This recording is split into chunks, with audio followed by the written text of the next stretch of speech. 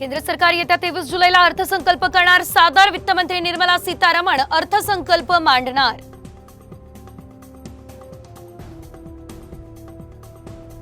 पुणे शहर पोलीस भरतीवेळी एकाचा मृत्यू, धावताना चक्कर येऊन पडला आणि रुग्णालयात नेण्यापूर्वीच दगावला।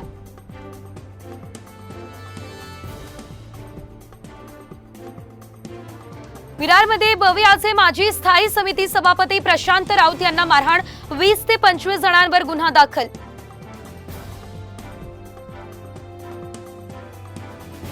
नगरमध्ये जनआक्रोश आंदोलनाचा दुसरा दिवस, जिल्हाधिकारी जोपर्यंत आंदोलनस्थळी येत नाही तोपर्यंत आंदोलन न थांबवण्याची खासदार लंकेंची भूमिका। नागपूरमध्ये महिला काँग्रेसकडून भारत जोडो धर्मनिरपेक्ष यात्रा, धर्मनिरपेक्षतेचा संदेश देण्यासाठी ही यात्रा। रायगड जिल्ह्यात पावसाळी पर्यटनासंदर्भात प्रतिबंधात्मक आदेश जारी, तामिणी घाट, सिक्रेट पॉइंट, देवकुंड धबधब्यासह इतर ठिकाणी जाण्यास मनाई।